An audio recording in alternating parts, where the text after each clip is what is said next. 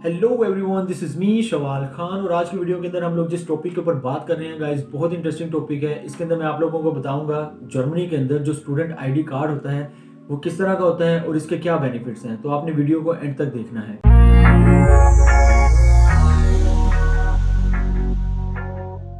तो गाइस, मुझे आज ही अपना स्टूडेंट आईडी कार्ड रिसीव हुआ है, जिसको जर्मनी के अंदर हम बोलते हैं थोस्का।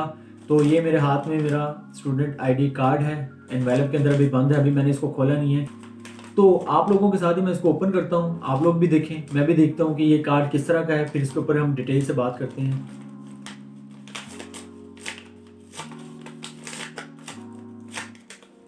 जर्मनी के अंदर ये बहुत सीन है कि यहाँ पे चीज़ों को बहुत अच्छे तरीके से पैक करते हैं। यहाँ पे इसकी एक पिन निकली है, एक पेज है, इसके ऊपर इसकी पिन है जो कि मैं आप लोगों को शो नहीं करवा सकता।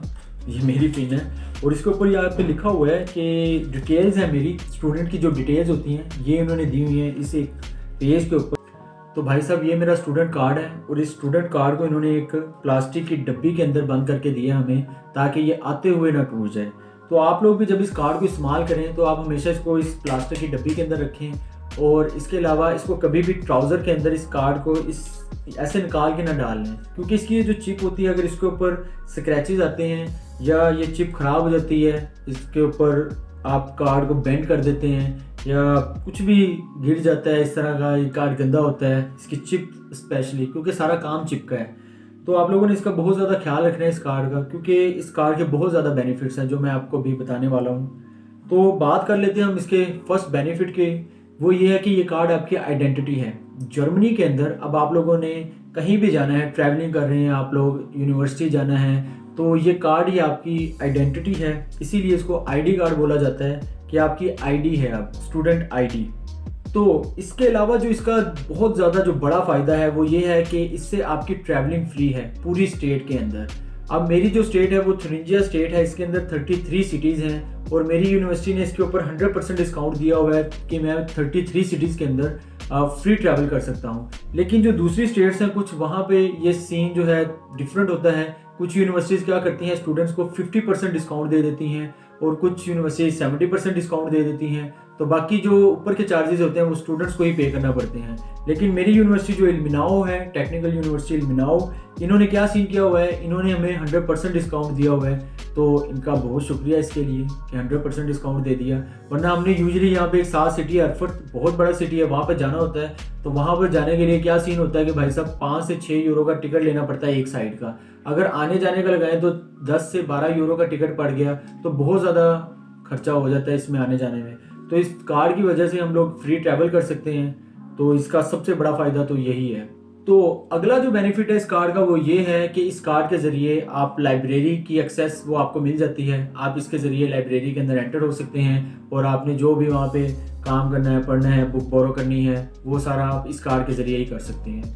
इसके बाद जो अहम चीज़ है वो ये है कि इस कार्ड के ज़रिए आप लोग अपने जो कैंपस के जो कैफ़े हैं उनके अंदर खाना खाने के बाद बिल इस कार्ड के ज़रिए पे कर सकते हैं, अगर आपके पास कैश नहीं है। क्योंकि समटाइम जर्मनी के अंदर क्या होता है भाई साहब, आप कैश देते हैं तो उन कॉइन जो यहाँ पे चलते हैं, सिक्के, वो बहुत ज़्यादा क्वांटिटी के अंदर आपके पास होते जाते हैं। तो आप क्या करते हैं, कार्ड के ज़रिए एक्यूरेट अमाउंट आप पे कर सकते हैं, तो आप बहुत ज़्यादा सिक्के जो कैरी करते हैं उनसे बच जाएंगे। तो ये भी इसका बहुत बड़ा फ़ायदा है। इसके अलावा यूनिवर्सिटी के कंप्यूटर सेंटर के अंदर आप लोगों ने अगर जाना है तो इस कार्ड के ज़रिए ही एक्सेस है, और आप लोगों ने अगर प्रिंट निकलवाना है तो इस कार्ड के ज़रिए ही बिल पे करना है। यूनिवर्सिटीज़ के अंदर यहाँ पे जो प्रिंटर होते हैं उनको आपने अगर एक पेज निकलवाना है तो उसका 5 से 10 सेंट चार्जेस होते हैं जो कि आपको स्टूडेंट को पे करने पड़ते हैं। तो आप अपना कार्ड ज़रूर साथ लेकर जाएँ, क्योंकि वहाँ पे कैश वसूल नहीं होता, तो आपका कार्ड ही चलता है। तो आपने अपने कार्ड को हमेशा अपने साथ रखना है जब भी यूनिवर्सिटी के अंदर जाना है। और इसके अलावा बहुत अहम बात यह है कि यूनिवर्सिटीज़ के जो रूम्स होते हैं और या हॉस्टल में भी अगर आपके इस तरह का सिस्टम लगा हुआ है कि जहाँ पे आप अपने कार्ड को स्वाइप कर सकते हैं, तो आपकी एंट्रेंस इस कार्ड के ज़रिए ही होगी। तो आपने हमेशा इस कार्ड को अपने पास रखना है। यूनिवर्सिटी की एक्सेस, रूम्स की एक्सेस इस कार्ड के ज़रिए ही होगी। तो ये कार्ड इस तरह बहुत अहमियत का हामिल है। इसके अलावा इस कार्ड के ज़रिए जो हम कर सकते हैं काम वो ये है कि लॉन्ड्री, अगर हमने लॉन्ड्री करनी है जर्मनी के अंदर स्टूडेंट डॉर्म्स के अंदर, तो यहाँ पे जो सबसे ग्राउंड फ्लोर होता है वहाँ पर मशीन्स रखी होती हैं जिस पे अगर आपने अपने कपड़े धोने हैं तो उसका तरीका ये है कि वहाँ पे आपको 1 यूरो पे करना पड़ता है और 1 राउंड वो मशीन चलती है। तो वहाँ पे आप 1 यूरो का कॉइन नहीं डाल सकते, कोई नोट नहीं चलता वहाँ पे।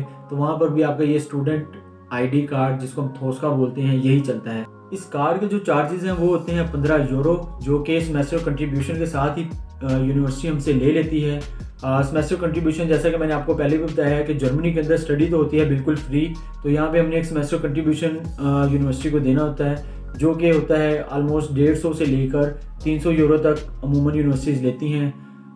कुछ इससे भी ज़्यादा लेती हैं, तो वो कोई बड़े सिटीज़ होते हैं वो वाली यूनिवर्सिटीज़ होती हैं। तो 15 यूरो इस कार्ड के मैंने पे किए हैं। तो ये तो थी आज की हमारी वीडियो। अगर आप लोगों को ये वीडियो अच्छी लगी है तो मेरे चैनल को सब्सक्राइब करें और वीडियो को लाइक करें। आपका बहुत शुक्रिया।